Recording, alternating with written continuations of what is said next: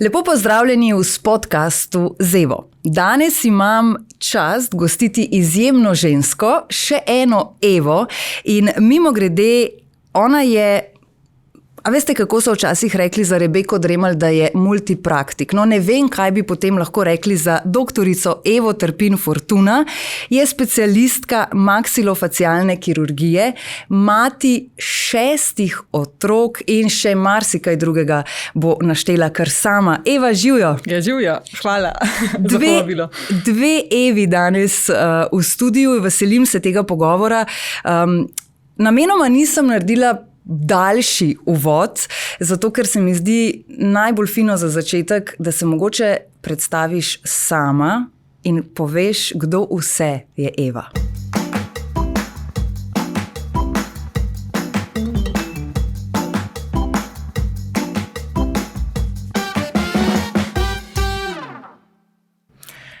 Ja, če na hiter povzamem besede današnje jutranje make-up artistke, so se mi tako zdele zanimive. Ona je rekla, pa ti si žena, majka, kraljica. tako, drugače pa sem žena, moj mož je oralni kirurg, imava 6 otrok, otroci, tako da sem tudi mati, otroci so stari od 6,5 do 15 let. Najprej 4 fantje, tako da je bilo zelo dinamično na začetku, pa 2 deklici. Sem zdravnica, tako da najprej sem diplomirala na medicinski fakulteti, potem sem pa v bistvu pisala vzporedno še dentalno medicino. Ker to ni bilo dovolj. Ja, tako res imam veliko energije, tako da to je bila moja želja, mali iz uporništva, zato ker sem zelo veliko risala in sem si želela iti arhitekturo vzporedno študirati in je bil moj oče čist proti. 3 leta sem risala pri Zmagu Modicu in je bil proti in sem iz uporništva, ne da bi povedala, komu se vpisala na dentalno medicino in sem šele potem, ko sem imela pogoje za 3. letnik, doma povedala, no, da še nekaj študiram. Wow. Je pa v bistvu oba študija sta potem postala zahteva za pridobitev oziroma za naziv specialista maksilofacialne kirurgije. Tako da ja, to je tudi del mene. No. Se pravi, kirurginja tudi po duši, po karakterju tudi verjetno, marsikaj te ta poklic nauči.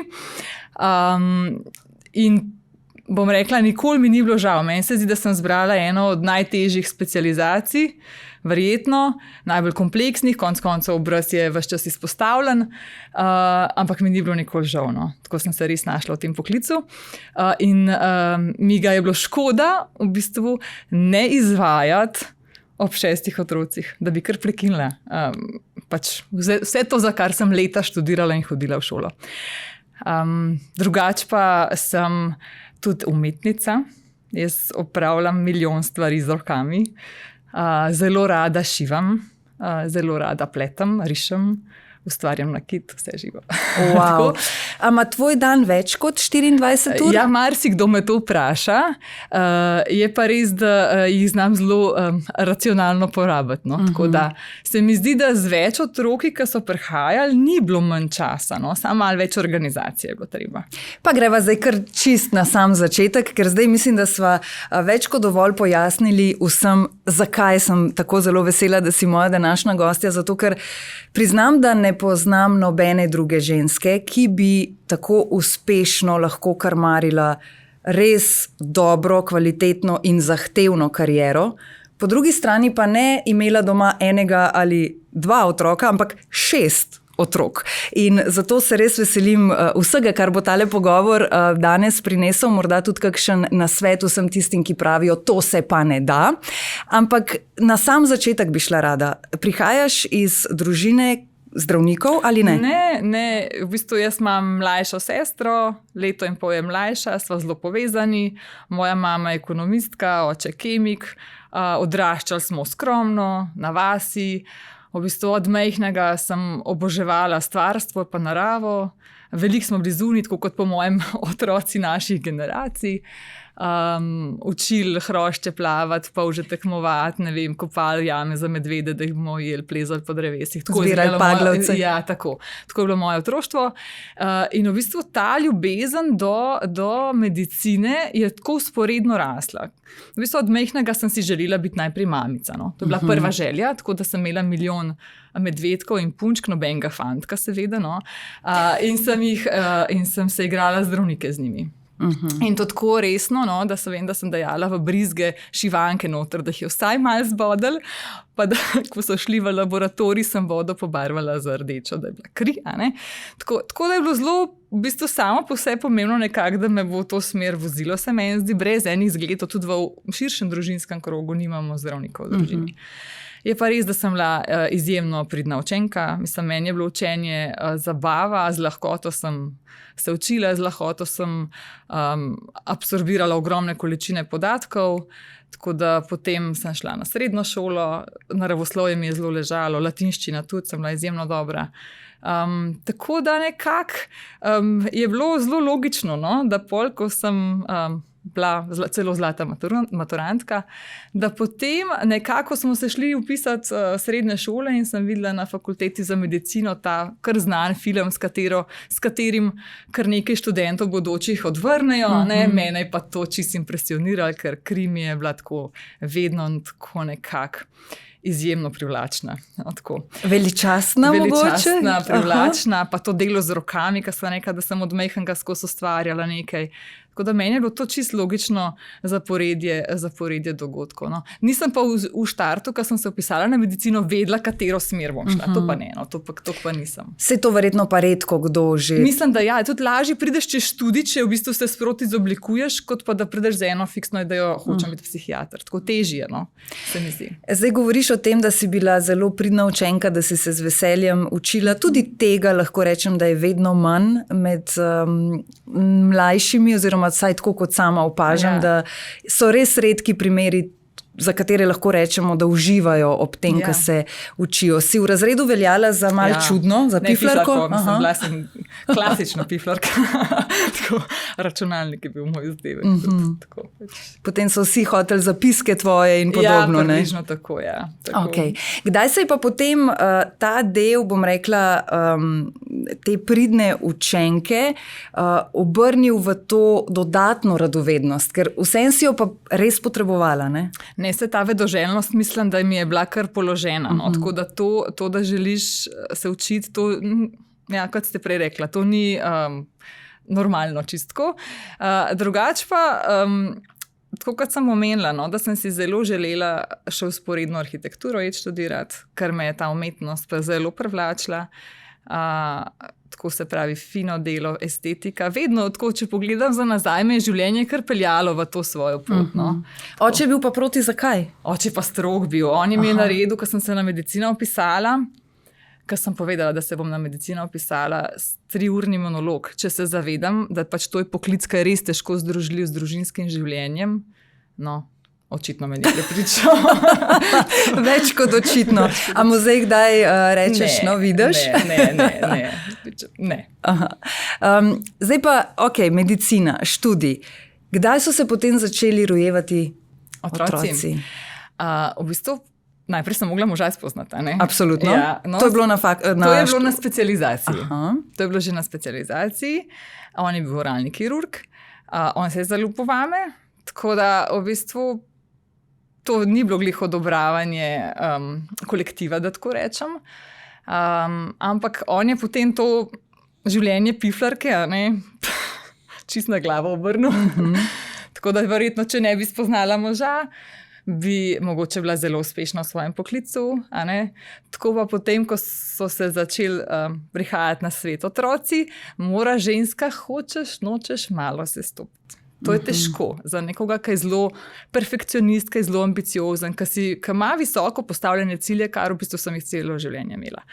Tako da jaz mislim, da 2-3 nosečnosti potrebovala, da sem sprejela sploh dejstvo, da pač svet vzporedno teče dalje, jaz sem pa doma s tem malim dojenčkom pojem Ringa, ringa raja, previjam cele dneve, intelektualno nazadujem. Pa se spomniš teh občutkov, takrat si bila bitko sama s sabo? Zelo se spomnim. S tem, takrat sem rekla, mi živimo na vasi, en avto sva imela, skromno sva živela in možu se nič ni spremenila. On je šel v službo. To sem z veliko krivico čutila. On je šel v službo, bil je obdan s kolegi, v kolektivu, s prijatelji, strokovne debate, malo tako small talks, ne? Jaz pa doma cele dneve, kaj sem imela pa zapovedati, samo koliko je lulo pa kako otrok. Tako zelo se mi zdi, da mi je bilo hudo to. Ampak vse to se mine, no. Vse to potem greš čez to. Mislim, definitivno greš čez to, če jih imaš potem še 5, ne? Ja, to pa zato, ker ko se je ta prvi rodil, in sem ga v porodnišnici sva ga gledala, sem tako rekla, veš kaj, taki dobri geni pa res ne smejo iti v nič. Tako. In tega sta se držala. In tega sva se pol držala.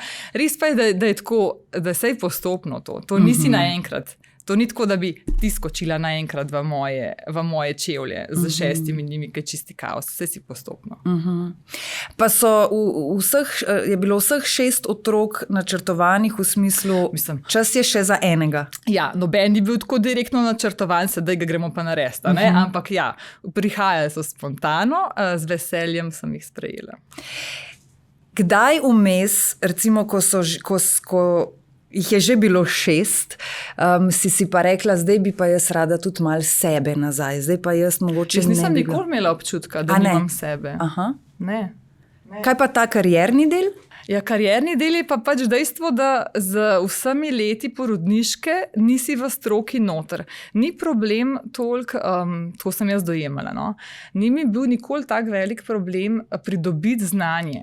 Nekaj ga malo pozabljaš, ampak v bistvu veščine, pa ena take izkušnje, ki jih pridobivaš, v bistvu, ki se jih naučiš tako, vidu, gledal, pa se jih naučiš. Ne? To je bil pa večji zalogaj. Konec koncev v tem obdobju je šla tudi vsa tehnologija naprej. Trendi, administrativni sistemi naročanja, ne vem, čisto logistične stvari. Tako da to mi je bilo mogoče večkrat težje. In tudi na koncu nas čaka vse pač zdravnike, specialistični izpit, to je tudi tak zelo, mislim, velik življenjski stresen zalogaj, ki ga skoraj si upam trditi, nihče ne želi ponoviti. Tako da sem se potem, sva se takrat z možem soglasno odločila, da po 6. otroku je pa čas, da naredim izpit, ker če grem pa še na eno porodniško, pa ne bom zmogla končati. Bi bilo pa preveč in verjetno tudi časovno bi se že preveč zavleklo. Ja. Kako si usklajevala, zdaj razumem, da si se v tistem obdobju posvetila v prvi vrsti materinstvu, otrokom, družini, pa vendarle potem, ko si se učila za izpit, ko je bilo treba se pripravljati in iti nazaj noter, če lahko tako po domače rečem, te otroci so še vedno bili tukaj naokrog. Ja, so bili. In to je tako, veste, to je tako pravilo. Te otroci nikoli ne rečejo oči. Ne, mami. Ne? To je tako, oči sploh, kada ni, to če je v istem prostoru. Tudi konec koncev, če moški rabi svoj čas, on si ga vzame. Mami je pa tista, ki se mora razdajati. Tako da ja, ta občutek, če temu rečeve, ne vem kako, obremenjenosti, krivde ali pa zakaj samo jaz, ta je ves čas prisoten. Samo to, vse ga ne moreš po mojem lih spremeniti, no, boš ga sprejmaš in to je to.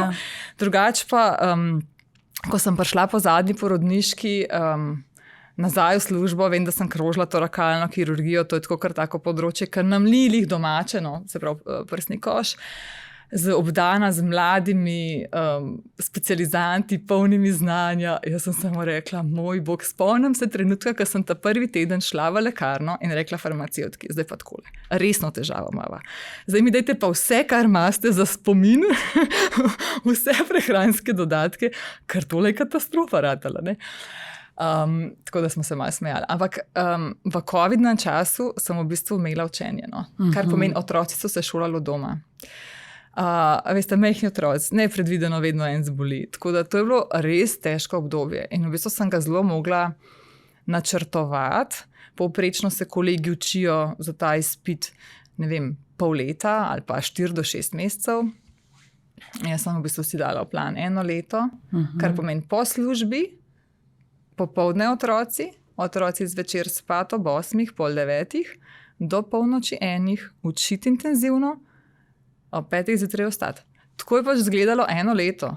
In to je grozen, če pogledam za nazaj. Si kdaj v tem času vmes rekla, kaj mi je tega treba? Ja, itak. Tudi imela sem plan B, plan C, vse plane, da neham, da to ne moram. Mislim, da je pošteno, da čisto vsak zdravnik bi skoraj rekla, pride kdaj v svoji karieri tudi do tega, do te točke. Pol so pa še kakšni konflikti v službi. Bom rekla, odnosi tam, a ne. Pa tudi doma. Konec koncev ni vedno, kdo je v odnosu, ve, da so to v bistvu hribčki pa dolince, a ne. Tako da, bom rekla, sem imela zelo oporo v možu, toliko, da me je spodbujal in da na koncu zadnji mesec je res, on je dejansko otroke odpeljal, da sem jaz finiširala. To je bilo tako težko. Pa mentorico svojo sem imela odlično, no, s katero se v bistvu skupaj 14 let, 20 let se že poznava, no. In me je spodbujala, ravno prav težila, da še malo stisnem, da ne že napišem ta članek in tako, no, da zmorem in da bo. Je pa tako, za ženske v kirurgiji je kar težko. Ni enostavno, smo v manjšini, a ne. Vedno, mislim, imamo in ženske in moški svoje pluse pa minuse. Jaz mislim, da morajo biti oboji, da moški so zelo impulzivni, včasih malo zaletavi, a ne, tako imajo zelo veliko testosterona in si kar upajo, a ne.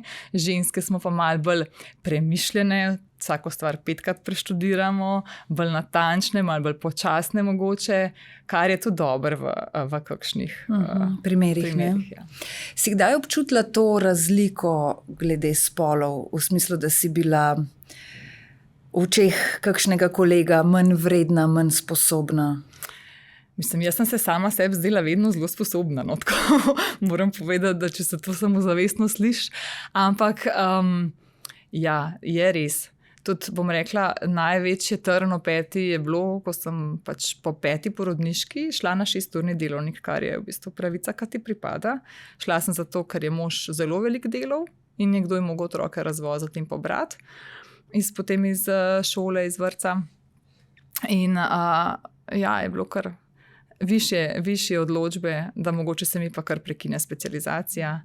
Na koncu, veste, jaz sem specializirala z mentorico, ki edina v Sloveniji operira nepravilnosti, razvojne nepravilnosti obraza, a ne razcepe ustnice, neba. Ves čas sem bila z njo. To pomeni celo specializacijo, vse preglede v operacijskih dvoranah, vse operacije. In odličen tim smo bili. Odličen, še zdaj sva. In je bilo tako njej in meni normalno, da bom jaz to njeno delo nadaljevala. Ko pa je prišel v bistvu moj izpit, se je približeval, smo pa 3 specializanti zaključevali, 2 fanta, jaz sem bila pa uradno za Celje. In nisem dobila službe. Mislim, nisem jo vzela v službo, pač in razlog je bil, da nekdo, ki ima 6 otrok, ne more na terciarju delati.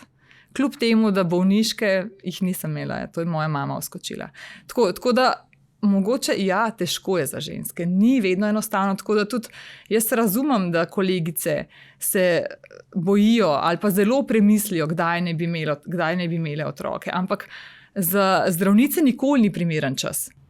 Medtem ko za zdravnika je to čisto drugače, ne? Seveda, njemu se ne spremeni življenje, tako kot sem prej rekla.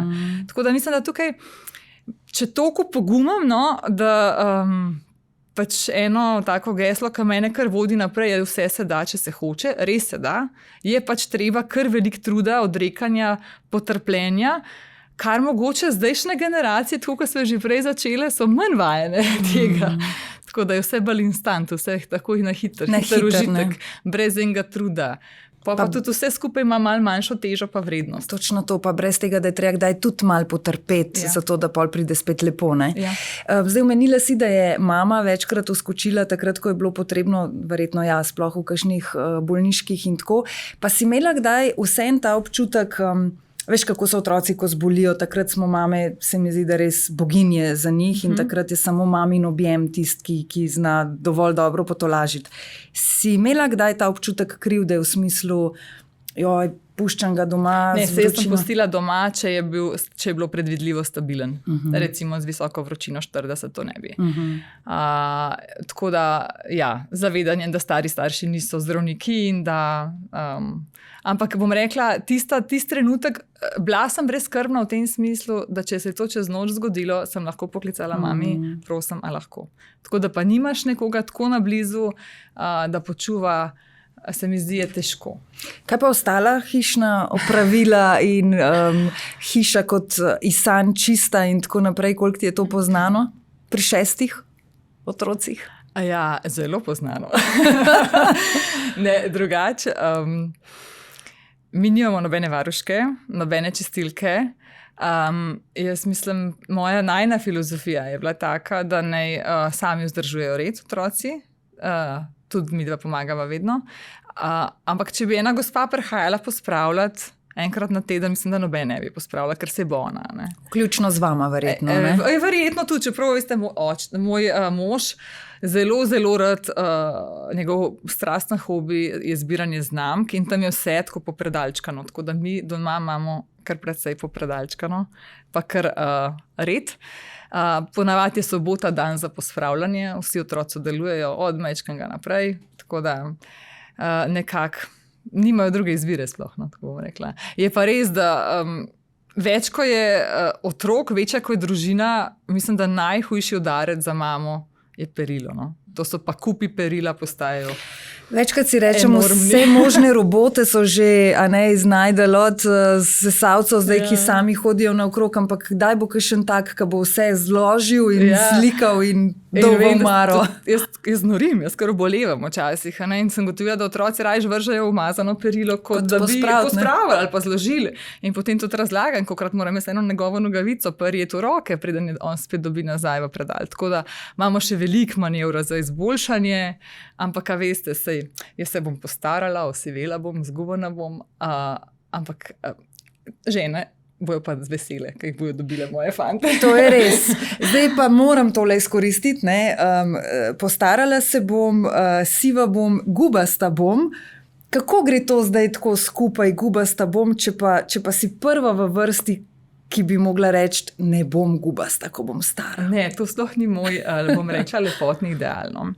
Jaz v bistvu dojemam žensko lepoto več kot samo gladek obraz, pa napeta usta. Čist drugače. Meni je ženska lepota, pa mislim, da marsikakšen moški tudi tako razume, no? Da je v bistvu vse ostalo, mogoče kako ona govori, kako se nasmeje, kako zavzame prezenco v prostoru, kako prikoraka, kako se drži, kako naredi en mali gib z lasmi, kako je lahko lepo urejena, tudi če je stara 65 let, tudi če ima eno gubo. Gube sploh ne opaziš, če se ona zna skladno obleči, skladno namazati, tako da vidiš, da se počuti zelo samozavestna v sami sebi. Če je po notranje umirjena, notranje je zadovoljna sama sabo, da je tako srečna, da je pozitivna, optimistična, to seva ven.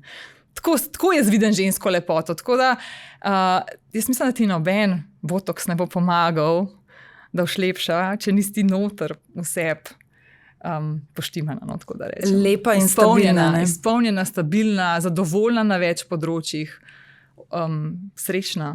Tako.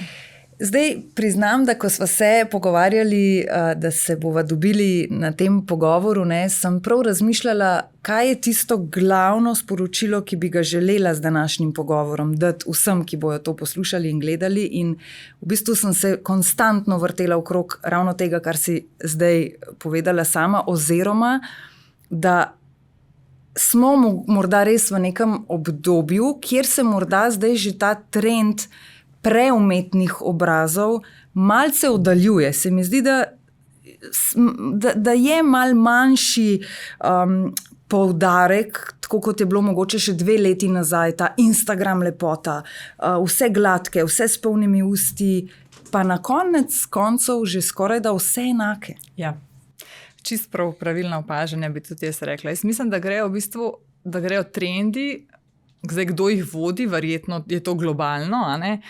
Da grejo v smer enega takega zdravega staranja. Se pravi, neke regenerativne medicine, regenerativne estetike, kjer ti v bistvu z ali prehranskimi dodatki, vitamini, ali konec koncev v bistvu z nekimi snovmi, ki spodbudijo tvoj lasten organizem k izboljšanju izgleda, strukture kože, napetosti, sinteze kolagena, da v bistvu ti z lastnim telesom spodbujaš tiste procese, ki s staranjem upadajo. To ne pomeni, da se ne staramo se. Samo mogoče želimo malček upočasniti staranje, da na koncu, tam nekje rečeva 60-ih, 70-ih, da izgledamo nekaj let mlajši od svojih vrstnikov, ki se pa tega ne poslužujejo. In če nam to daje eno notranje zadovoljstvo, pa je to tisti kanček čez, ko si ženska kupi nove ohane, pa čevlje, pa en dober make-up, potem pa se mi zdi ni nič narobe s tem, to ni nečimrnost. Pri tem, da pa v bistvu spreminjaš obraz, da povečuješ volumen lic, ustnic, v take meje, da to vsak opazi, to v bistvu to ni moje prepričanje, tega ne želim delati, v bistvu narediš neharmoničen obraz. Zavrnem takšne, ampak a veste, sej bo šla pa nekomu drugemu in narediti, kaj bo pa to naredil. Jaz zavrnem.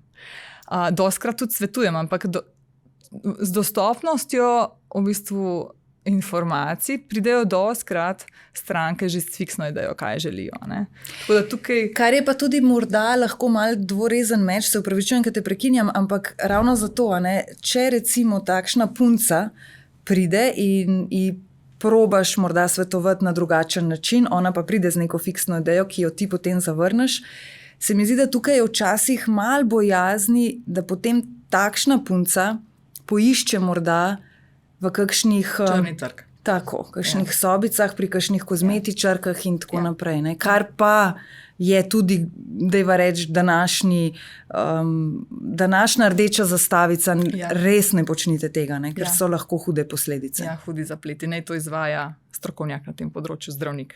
Zato, ker tudi zna zdraviti zaplete, prepozna zaplete. Tako bom rekla, jaz mislim, da tiste ženske, moški, ki so narejeni skladno, lepo, ravno prav, jih družba ne prepozna. So harmonični, so lepi, dobro izgledajo, spočiti si dobro, si se naspala danes, tako. Dočim takšni, ki pa hodijo okrog in vi opazite, da je nekaj narejeno, je pa v bistvu tisto, kar meče slabo luč na celo v bistvu estetsko medicino. Se veže, me bojo grdo gledali, če ne vprašam, koliko se sama tega poslužuješ? Ja, zdaj moram tako malo zaviti. Ker izgledaš zelo sveža in spočita, kljub temu, da imaš dobro kariero in 6 otrok. To je ta progesterona,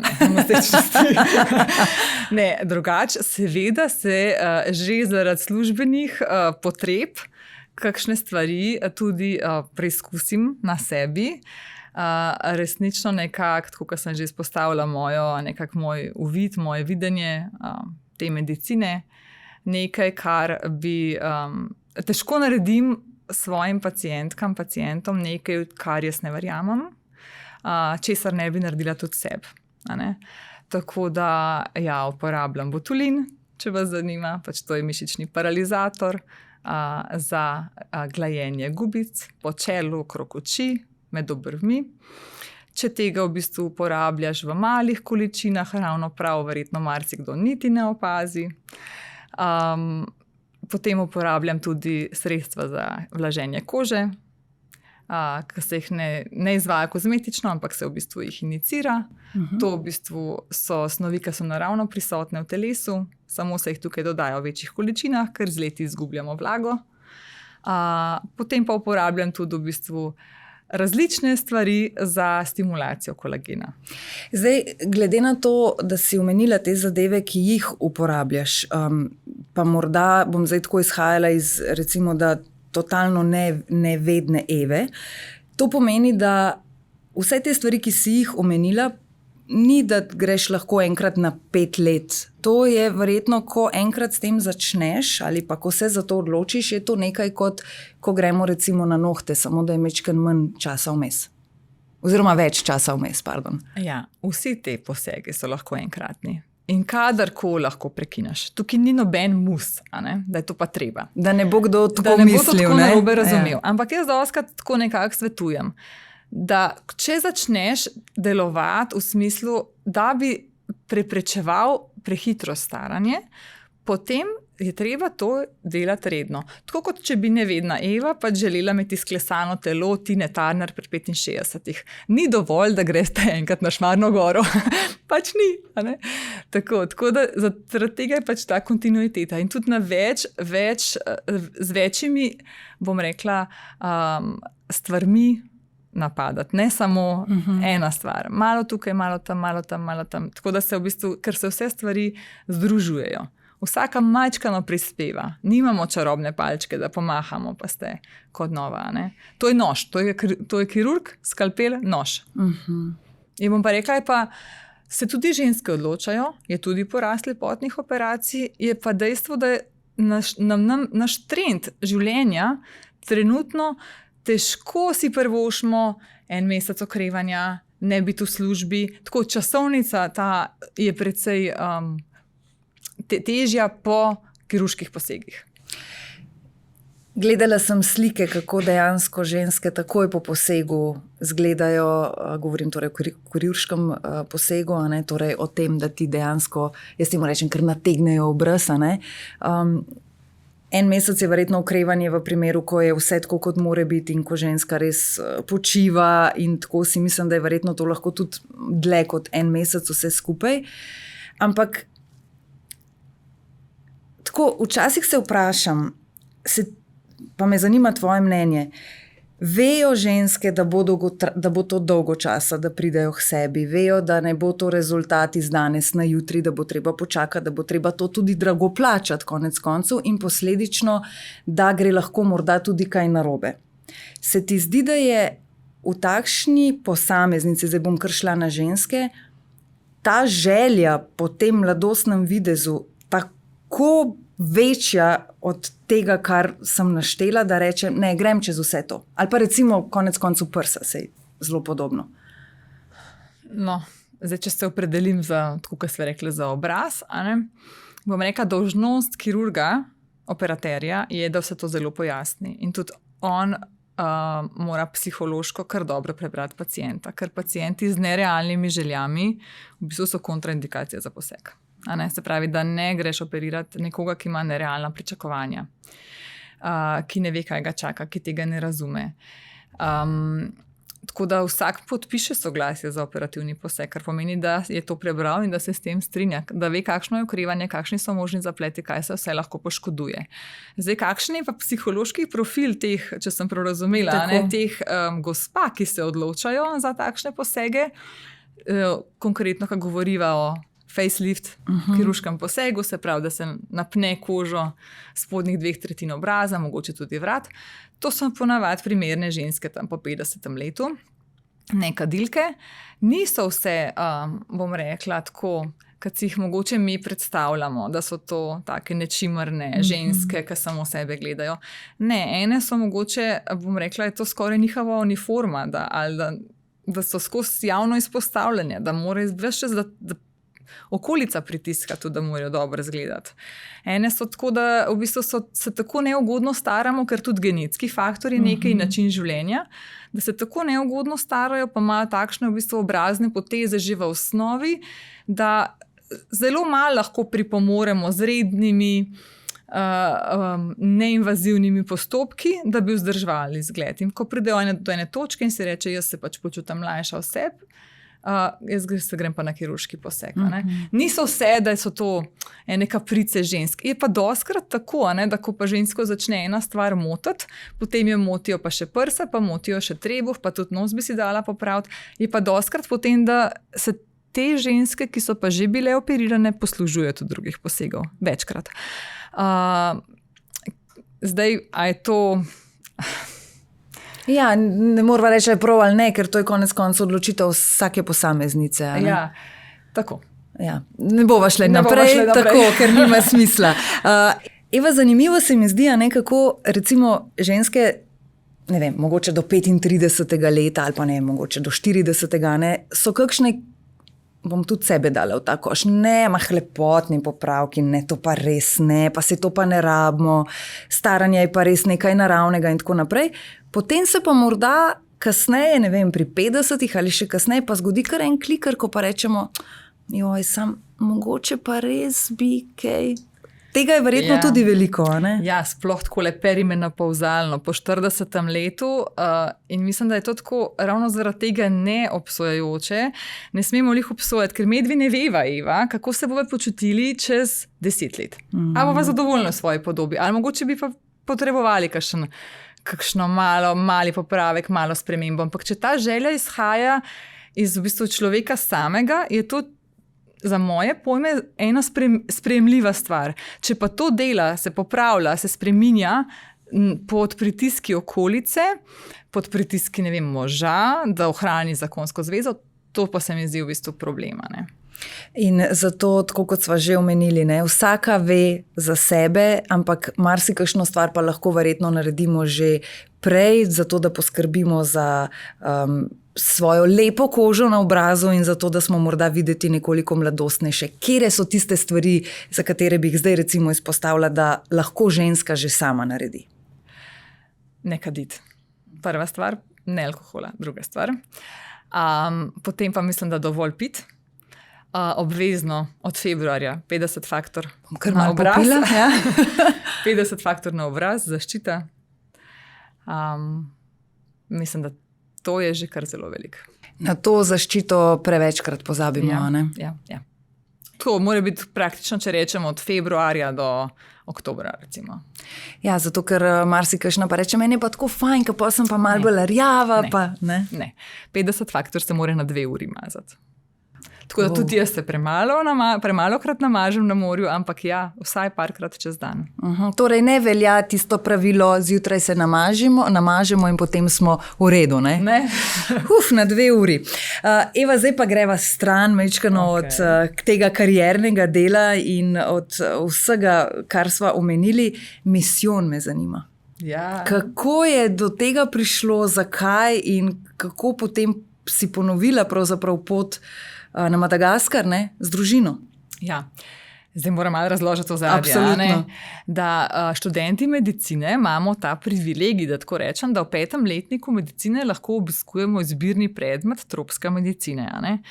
In tam se spoznavamo s temi najbolj bizarnimi boleznimi. Potem se učimo iznajdljivosti starejših kolegov, ki povejo, kako se v bistvu v krajih, kjer nimaš nadzor, roke parijet, moraš znajdati. In tam se tudi oblikujejo skupine študentov, ponavadi, ki se same povsem organizirajo in grejo nekam v tretji svet za običajno 2 do 3 mesece delati. In to sem tudi jaz šla. Čisto so me navdušili starejši kolegi, ta žar, ta energija, to, kar so pripovedovali, da so nekaj na Madagaskar. Moj oče je rekel, ne greš. In sva zaključila, dokler nisem pomahala s karto. Bogi oče. Pa to je bilo kar težko, to je bilo 2004, sem bila prvič. To je bilo še obdobje brez telefonov, nismo se mogli domov javljati, ni bilo interneta, tako da res so imeli, pa punca stara 23, res sta imela kar veliko zaupanje, da bo vse v redu za 3 mesece. No in takrat smo v bistvu šli na Madagaskar, ena skupina pred nami je bila prva, ki je kdajkoli šla in oni so vzpostavili ta kontakt z misionarjem Janezom Karmeljem, s katerim smo potem tudi mi stopili v stik in smo bili pri njemu in na njegovem misijonu delali 3 mesece. No, in po 3 letih, 2007, sem šla potem kot mlada zdravnica, tokrat pa sama, z eno inštrumentarko, sva kupili karte letalske in se pač vedele, kam greva in sva šla Janezu. Na Madagaskar je po mestnem času on na eni podružnici, oddaljeni, ustanovil en ogromen šolsko-medicinski misijon in začel graditi tam bolnico in porodnišnico. Tako da 2007 sem že jaz tam delala 3 mesece težko medicino. Se pravi, srednji česa, brez elektrike, vode, signala, tako, 24 ur na dan, 7 dni v tednu, tam živiš, zbujajo te po noči, rojevajo, umirajo. Tako, težka medicina. Od takrat naprej smo pa ves čas z misionarjem na vezi. Vsakič, ko pride v Slovenijo, vsakič se dobimo, vsakič se slišimo, Eva, kdaj boš šla, kdaj boš pripeljala otroke.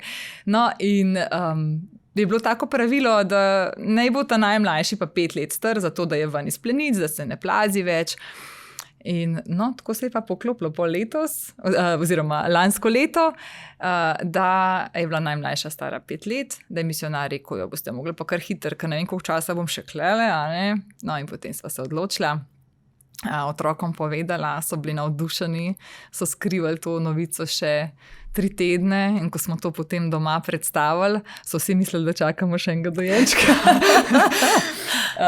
Ja, in potem se je pa v bistvu začelo iz zgolj tega, da pač kupva karte in gremo, se je pa začelo kar veliko organizacij, ki pa nisem pričakovala. No. Zato, ker je bilo, mislim, rekel, vas material pripeljte s sabo, nič, ne moreš niti kupiti tukaj na otoku, vse, kar boste rabili, pripeljte. Pa smo povabili k sodelovanju še enega medicinskega tehnika, Erika Mihelja, ki je pa v bistvu glavni medicinski brat na infekcijski kliniki na intenzivni enoti, tako da ima zelo veliko strokovnega znanja. In smo odšli junija, ja, takoj po koncu šole, z 15 potovalkami po 23 kg samo medicinske robe. Ja. Ena potovalka samo zdravil za lastno uporabo, za vsak slučaj, če bi se karkoli zgodilo, naprej s kontakti naših pediatrov, naših infektologov, da se lahko slišimo, če je karkoli. Kar obremenjujoče je dejstvo, da če se karkoli zgodi tvojemu otroku, pač ti zdraviš njega. Je pa tako oddaljeni kraji so in tudi v bistvu tako zahtevna medicina na tej lokaciji, da tudi medicinska fakulteta ni pošiljala študentov sem, ker je pretežko, pa v bistvu do civilizacije 3 dni vožnje. Tako da je bilo z tega vidika res prav predrzno, no? Pogumno predrzno, da sva se tega lotila, ampak po drugi strani vedela sem, kam grem, kam jih peljem, znala sem malo jezika. In zelo mi je bilo tako kot balzam, kako me je 2 dni pred odhodom poklicala naša infektologinja, ta glavna za tropsko medicino in je rekla, Eva, je zila tvoj otrok zdaj. Ker verjetno pa kljub vsem tem organizacijskim zapletom in velikim zadevam, ki so te čakale pred odhodom, pa verjetno se ne da to primerjati z lepoto, ki ste jo pa potem vseeno tam doživeli. Ne? Ja. Tudi kot družina si mislim, da je to otrokom veliko dalo. Ne? Ja, jaz sem zelo želela otrokom pokazati, da ni to, kar ste se prej dostikrat pogovarjali, Instagram, pa kako se postaviš, kako izgledaš, kako si našminkan, kjer profil, da to ni pa realno konec koncev, življenje. da tudi ni realno, mislim, realno, da ni povsod po svetu. Jaz velikokrat dajem tudi za primerjavo, veš, ni v trgovini povsod 25 različnih jogurtov na razpolago. Ni trgovine, no. Tako. Ja, no, sej to.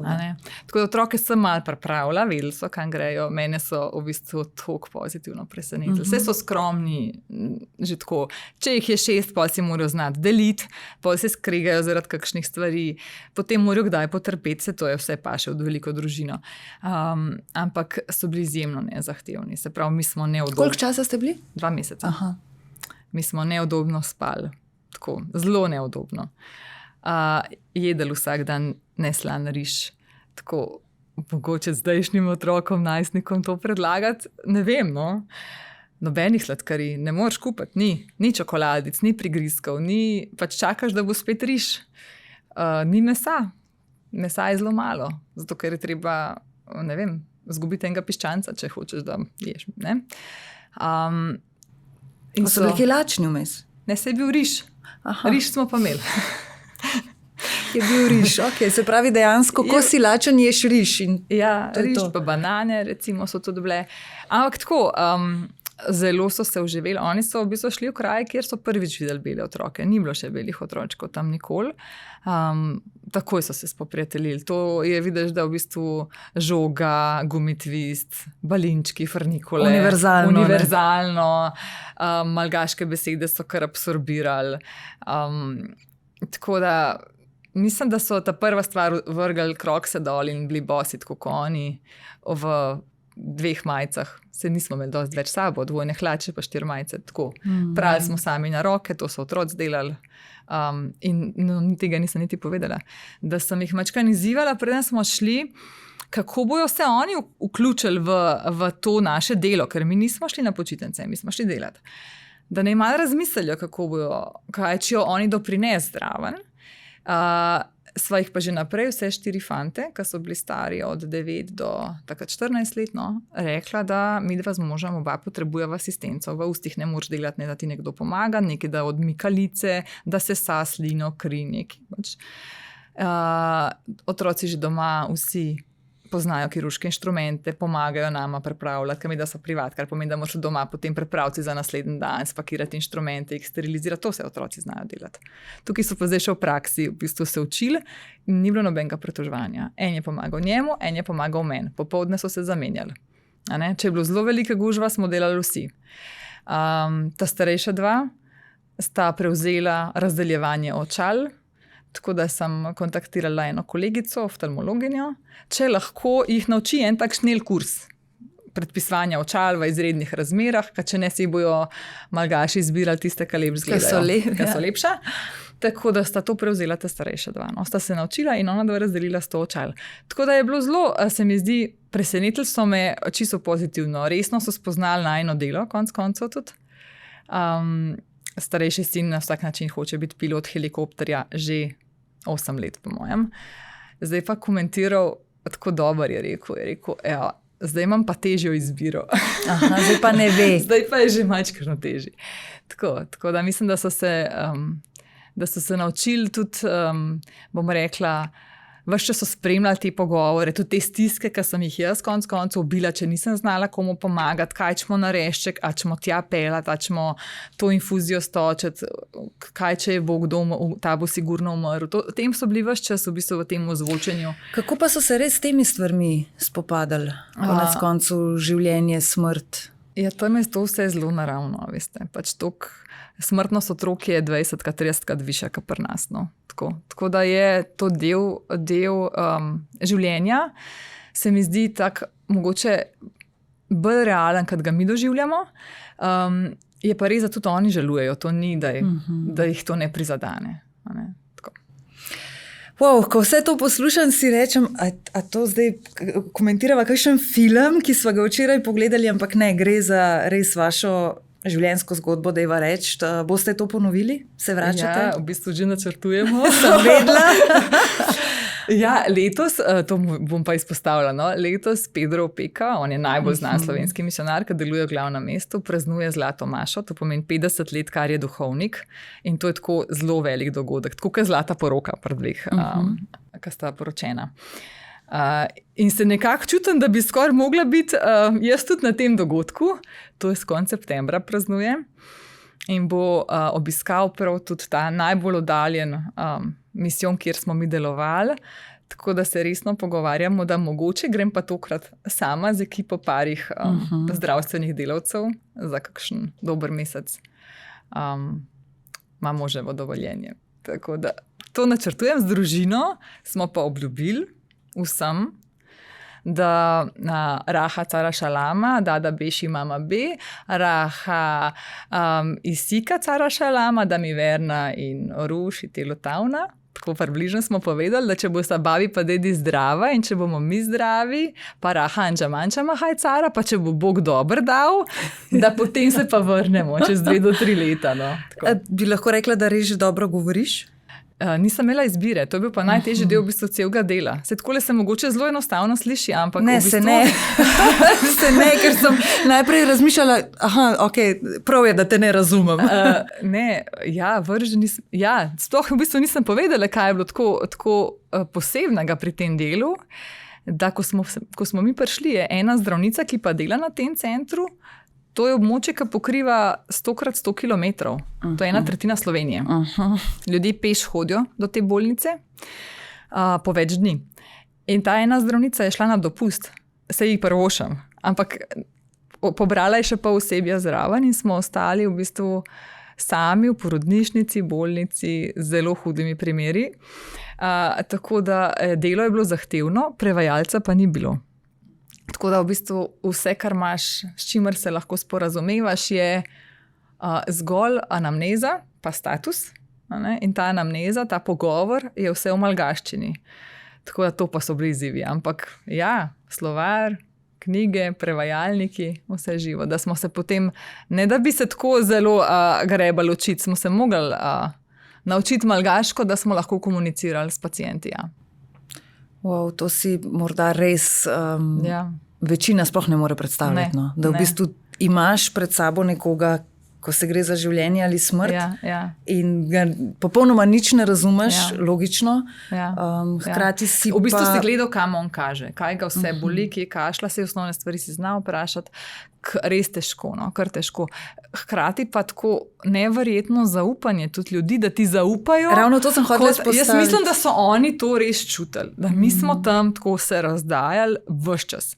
Da so videli, da smo prišli dela dobro, da jim ne bomo naredili slabo. In tudi, če sem vedela, da se ne bo dobro išlo, smo to tako res obzirno naprej s prevajalcem, z misionarjem pač povedala. Ne. Tako, ja. Želim ti, Eva, res veliko, veliko dobrih izkušenj, še več takšnih življenjskih, ki bojo zagotovo obogatile tudi vašo družino.